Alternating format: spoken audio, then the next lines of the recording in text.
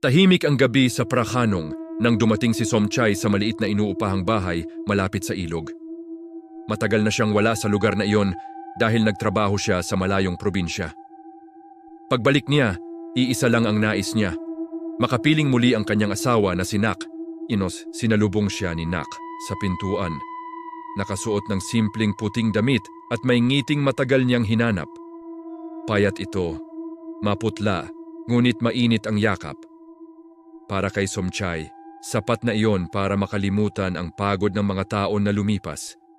Sa mga sumunod na araw, namuhay silang parang walang nagbago. Nagluluto si Nak tuwing umaga, naglilinis ng bahay, at palaging naghihintay kay Somchay tuwing gabi. Ngunit napansin ng mga kapitbahay ang kakaiba. Wala ni isa ang lumalapit sa kanilang bahay. Kapag nakikita si Nak, bigla silang umiilag, parang may matinding takot na bumabalot sa kanila. Isang hapon, may narinig si Somchay na bulungan sa labas. Pinag-uusapan siya ng mga tao. Sinasabi nilang patay na raw si Nak. Na namatay ito sa panganganak habang wala siya. Nanginginig ang kanyang kamay habang pilit tinataboy ang mga salitang iyon. Hindi maaari, kasama niya si Nak araw-araw. Nakikita niya. Nahahawakan niya. Ngunit isang gabi habang kumakain sila, may nahulog na kutsara sa ilalim ng mesa. Yumuko si Somchay upang pulutin ito. Doon niya nakita ang bagay na hindi niya kailanman malilimutan. Ang braso ni Nak ay humaba ng hindi normal. Umaabot sa ilalim ng mesa upang kunin ang kutsara. Habang ang kanyang katawan ay nananatiling nakaupo, nakangiti at nakatitig kay Somchay. Unti-unting umangat ang tingin ni Somchay. Ang ngiti ni Nak ay hindi na mapagmahal. Ito ay malamig, walang buhay. At sa sandaling iyon, nagsimulang maintindihan ni Somchay ang katotohanang matagal nang iniiwasan ng buong baryo. Paglipas ng ilang araw, napansin ni Mac na nagiging kakaiba ang kilos ng kanyang asawa. Si Nak ay palaging nasa loob ng bahay, bihirang lumabas at tila umiiwas sa liwanag ng araw. Kapag tinatanong niya ito kung bakit, ngumingiti lamang si Nak at sinasabing pagod lang siya. Ngunit ang ngiting iyon ay may lamig na hindi maipaliwanag. Sa baryo ng Prakhanong, nagsimulang kumalat ang mga bulong. May mga mangingisdang nagsasabing tuwing hating gabi. May nakikitang babaeng nakatayo sa tabing ilog. Mahaba ang buhok, nakaputing kasuotan, at tahimik na nakatitig sa tubig. Kapag nilapitan daw ito, bigla na lamang nawawala. Isang gabi, habang papauwi si Mac mula sa trabaho, nadaanan niya ang ilog. Doon niya narinig ang mahina ngunit pamilyar na tinig na tumatawag sa kanya. Lumingon siya at nakita niya ang isang babaeng kahawig ni Nak. Nakatayo sa kabilang pampang. Ngunit bago pa siya makalapit, biglang bumugso ang hangin at nagdilim ang paligid. Kinabukasan, kinausap siya ng isang matandang monghe. Tahimik nitong sinabi na may masamang espiritong gumagala sa baryo. Isang babaeng namatay dahil sa matinding kalungkutan at galit. Imbabala nito kay Mac na mag-ingat sa kanyang tahanan at huwag magtiwala sa lahat ng nakikita ng kanyang mata. Ngunit hindi naniwala si Mac, para sa kanya buhay si Nak. Kasama niya ito araw-araw, nakakausap niya, nahahawakan niya. Sa gabi ring iyon, may nahulog na kutsara sa sahig habang nagluluto si Nak. Nang yumuko ito para pulutin ang kutsara, napansin ni Mac ang isang bagay na nagpahinto sa kanyang paghinga. Ang braso ni Nak ay humaba ng hindi normal, umabot sa sahig nang hindi man lang siya yumuyuko. At sa sandaling iyon, nagsimulang magduda si Mac sa katotohanang matagal na niyang tinatakbuhan. Habang papalapit ang gabi, nagpasya si Mac na sundan ang mga bulong ng baryo patungo sa ilog ng Prakhanong. Doon daw nagsimula ang lahat. Tahimik ang paligid, tanging tunog ng tubig at kuliglig ang maririnig. Ngunit sa bawat hakbang niya, parang may kasabay siyang hindi niya nakikita. Sa gilid ng ilog, may maliit na dambana na may kupas na mga kandila at bulaklak. Amoy insenso ang hangin. Biglang lumamig ang paligid at ramdam ni Mac ang bigat sa dibdib. Doon niya narinig ang mahinang iyak ng babae, paputol-putol, parang galing sa mismong tubig. Lumapit siya sa pampang at nakita ang anino ng isang babae na nakaupo, nakatalikod sa kanya. Mahaba ang buhok at puti ang kasuotan.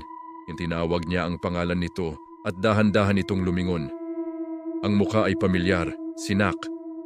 Ngunit ang mga mata ay walang liwanag, parang walang buhay. Sinubukan ni Mac na lumapit, ngunit biglang humaba ang mga braso ni Nak, umaabot sa kanya mula sa malayo. Tumigil ang oras sa sandaling iyon. Ang tubig sa ilog ay tila huminto at ang hangin ay nawala. Isang bulong ang pumasok sa isip ni Mac, nagsasabing manatili siya at huwag nang umalis. Sa huling lakas ng loob, umatras siya at nagdasal. Biglang nagkagulo ang tubig at ang anino ay nawala na parang usok. Bumagsak si Mac sa lupa, hinihingal at nanginginig. Naiwan ng katahimikan ngunit ramdam niyang hindi pa tapos ang lahat. Pag-uwi niya sa bahay, nakita niyang bukas ang pinto. Sa loob, may sindi ang lampara at sa mesa, may bagong lutong pagkain na para bang may naghihintay sa kanya. Sa likod niya, may boses na bumulong ng mahina. Mac, umuwi ka na. At doon niya naintindihan na ang ilog ay simula pa lamang. Ang tunay na lihim ay nasa loob ng kanilang bahay. Kinabukasan, nagising si Naren na may mabigat na pakiramdam sa dibdib. Hindi niya alam kung panaginip lang ba ang nangyari kagabi o isang tunay na babala. Ngunit nang bumangon siya mula sa kama, napansin niyang may bakas ng putik ang sahig ng kanyang kwarto. Tila may pumasok na galing sa labas kahit sarado ang pinto at bintana. Habang nag-aayos siya, muling bumalik sa isip niya ang babaeng nakatayo sa ilalim ng puno. Ang putla nitong mukha at ang mga matang tila walang buhay ay paulit-ulit na sumisilip sa kanyang alaala. Pilit niyang inisip na baka epekto lamang ito ng pagod at takot.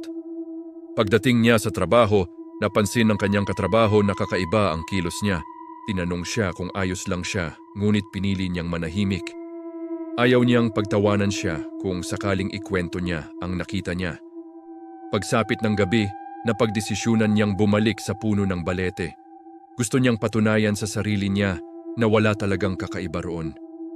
Ngunit sa bawat hakbang papalapit sa lugar, mas lalong bumibigat ang kanyang pakiramdam. Nang makarating siya sa puno, tahimik ang paligid. Walang hangin, walang kuliglig.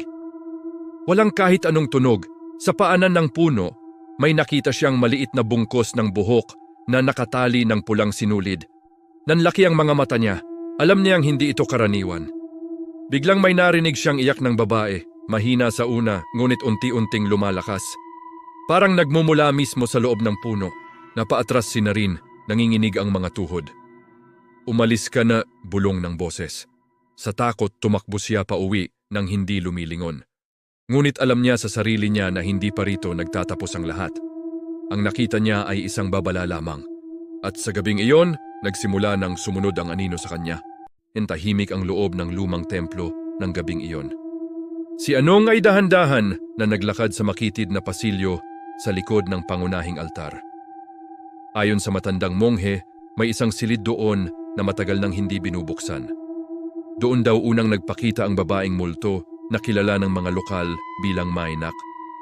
Habang papalapit siya sa silid, naramdaman ni Anong ang biglang paglamig ng hangin.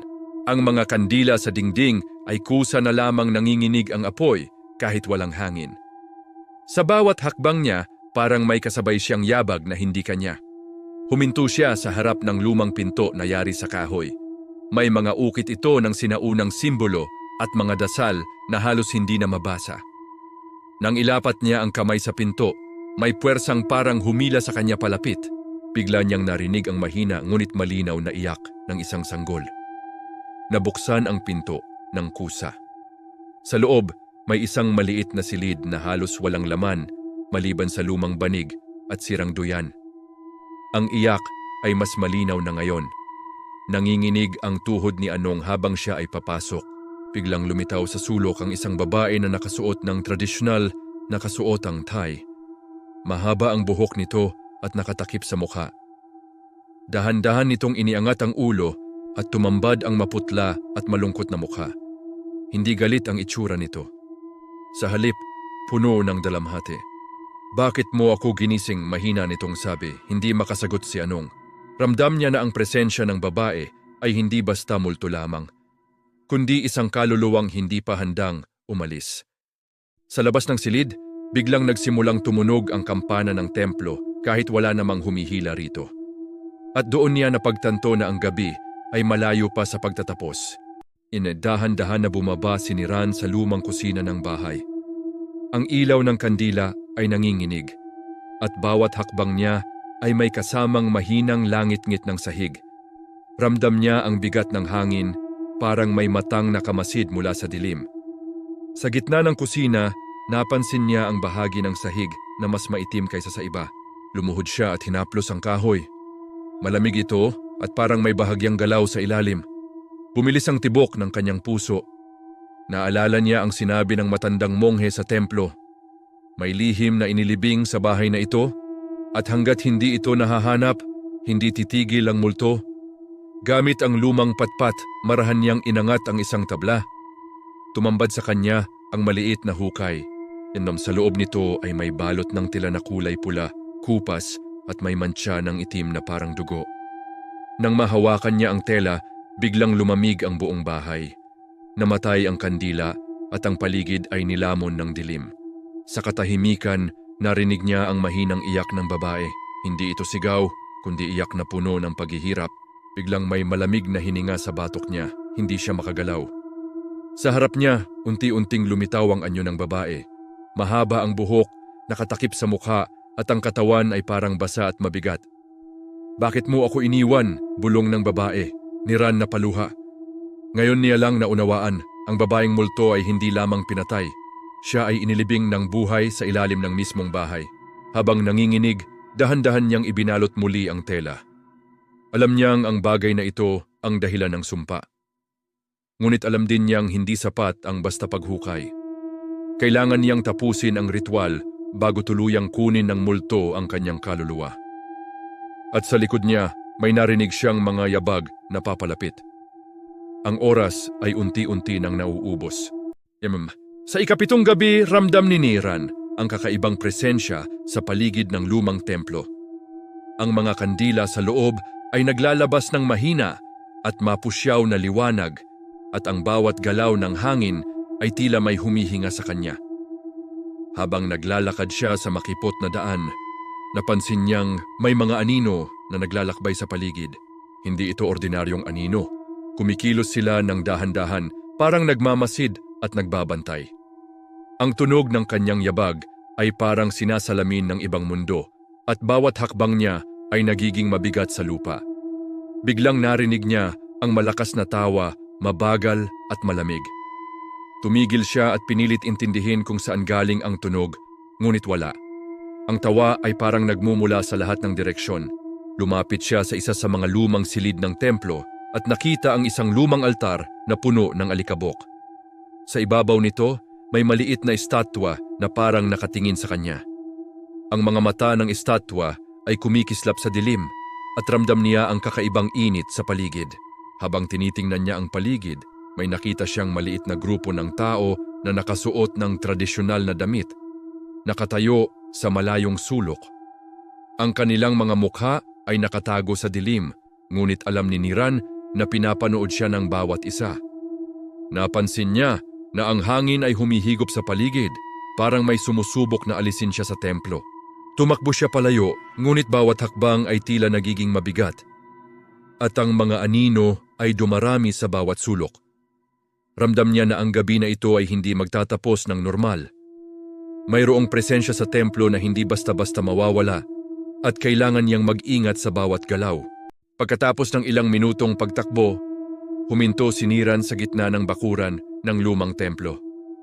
Huminga siya ng malalim, ngunit naramdaman niyang hindi patapos ang gabing ito. Ang hangin ay malamig at mabigat, at sa bawat paghinga, parang may sumisigaw sa kanyang mga tainga. Mula sa loob ng templo, may marinig siyang mahina, ngunit malinaw na sigaw. "Pumalik ka." Ang tinig ay puno ng galit at kalungkutan at ramdam niya ang bigat nito sa kanyang dibdib. Tumingin siya sa paligid, ngunit walang tao.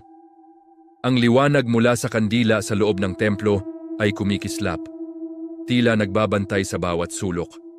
Dahan-dahan siyang lumapit sa pinto ng templo, pilit tinatanggal ang takot sa katawan. Nang mabuksan niya ito, napansin niya ang mga anino na nakalutang sa hangin.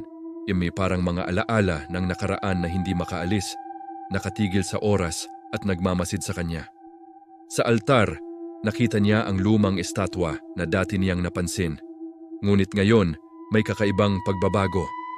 Ang mga mata ng estatwa ay parang nagbukas at may liwanag na unti-unting lumalabas. Ang bawat galaw ni Niran ay tila sinusundan ng mga anino at naramdaman niya ang malamig na kamay na humahaplos sa balikat niya.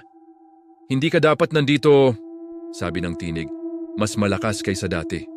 Tumalikod siya at nakita ang grupong nakasuot ng tradisyonal na damit. Ngayon, mas malinaw na ang mga mukha nila, punong-puno ng galit at pangungutya.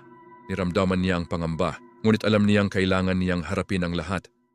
Kung hindi, baka siya rin ay maging bahagi ng mga aninong ito, na hindi na makakawala sa templo at sa gabing puno ng misteryo. Niramdaman ni Niran ang malamig na hangin na humihigop sa paligid. Mas mabigat kaysa sa anumang gabing naramdaman niya dati. Ang mga anino sa templo ay unti-unting lumalapit at ang bawat hakbang nila ay parang sinasabay ng kanyang sariling puso na mabilis at nanginginig sa takot. Lumapit siya sa altar, pilit kinokontrol ang kaba sa dibdib. Napansin niya na ang liwanag mula sa lumang estatwa ay unti-unting kumikislap at naglalabas ng init, parang nagbabantay sa kanya laban sa presensya sa paligid. Ngunit hindi pa rin ito sapat, biglang sumigaw ang isang tinig mula sa loob ng templo, mas malakas at mas malamig kaysa dati. "Hindi ka makakaligtas," ramdam ni Niran na ang bawat salita ay parang humihigop ng lakas mula sa kanyang katawan. Ang grupo ng mga anino ay dahan-dahang lumapit sa kanya. Bawat isa ay kumikilos na parang may sariling isip. Ang hangin ay tumigil sandali at ang paligid ay nagmistulang nakapako sa oras. Ang mga mata ng estatwa ay nagliwanag ng mas maliwanag at unti-unting naglabas ng kakaibang enerhiya.